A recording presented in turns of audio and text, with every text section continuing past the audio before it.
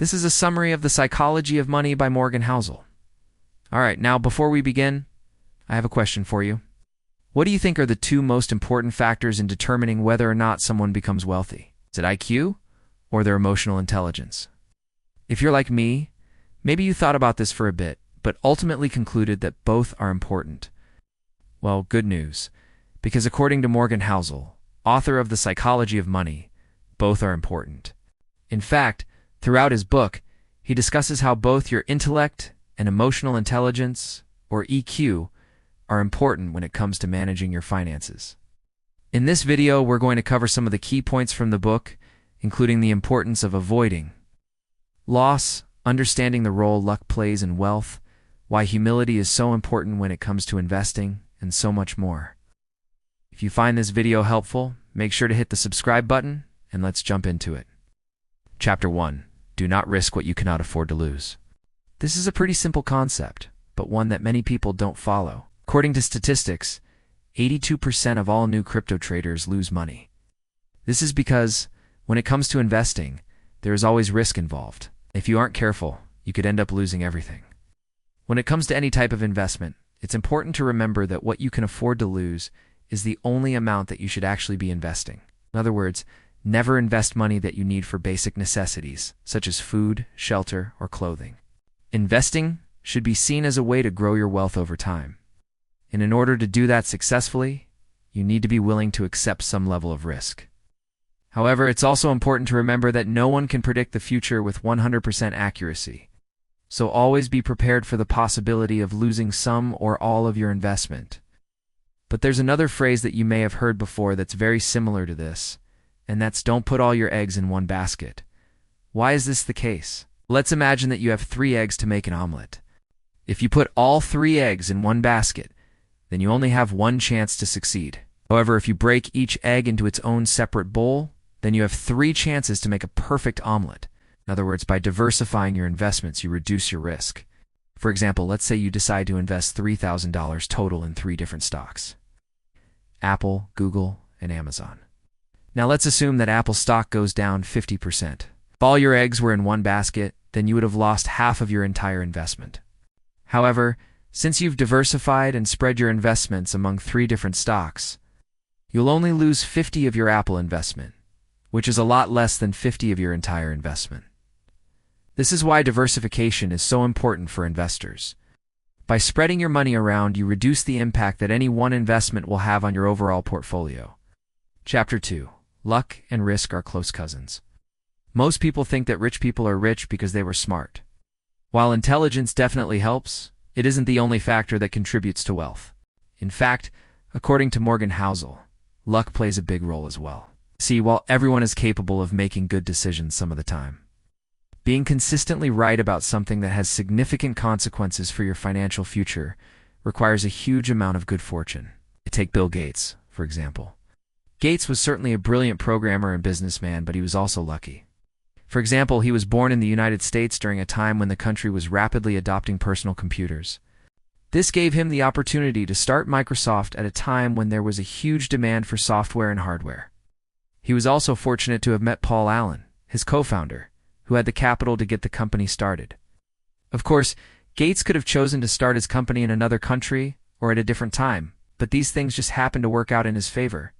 So what does this mean for you? Well, simply put, it means that you should be prepared for anything. The world is constantly changing, and there is no such thing as a guarantee. So it's important to be able to adapt to new circumstances as they arise. It also means that you shouldn't feel bad if you get lucky.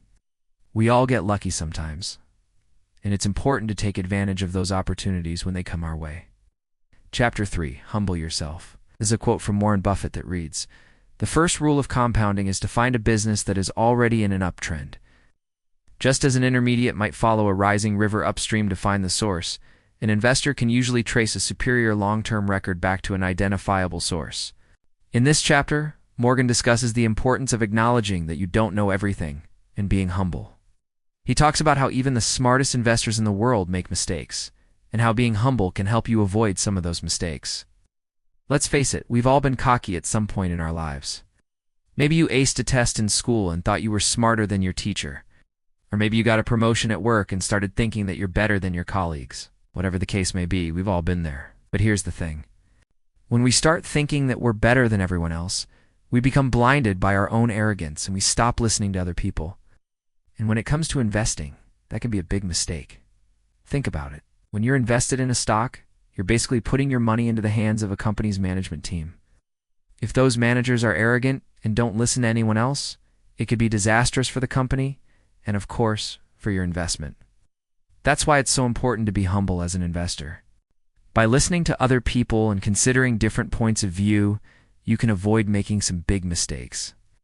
Now, I know this may be difficult for some people, but it's important to remember that no one knows everything. There's always something more to learn. So the next time you're tempted to think that you're better than everyone else, just remember that there's probably someone out there who knows something that you don't. Chapter 4. Patience is a virtue. Okay, now, this is something that we've heard before, but what does it actually mean, and why should you care? Well, let me explain. Let's say that you have $1,000 and you want to invest it in the stock market.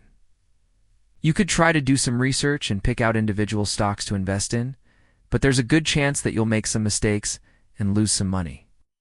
A much easier and often more profitable strategy is to simply buy a low-cost index fund that tracks the overall market.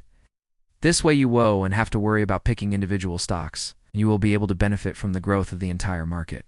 But there's a catch. While this strategy has historically been very profitable, it hasn't always been smooth sailing. For example, between 2007 and 2009, the stock market lost a whopping 57% of its value. Now imagine you're an investor who only has $1,000 to invest. If you had put all of your money into stocks in 2007, then you would have lost a significant portion of your investment. However, if you had been patient and waited until 2009 to invest your money, you would have avoided that loss, and your investment would have grown significantly. That's why patience is such an important virtue for investors. You need to be willing to wait for the right opportunity to invest your money. Otherwise, you could end up losing a lot of money. Chapter 5. Never enough. Have you ever reached a goal that you'd been striving for, only to realize that it didn't bring you the happiness that you expected? Let's say you wanted to earn $1 million. After years of hard work and dedication, you finally reach your goal. But instead of feeling on top of the world, you find yourself feeling empty and unfulfilled.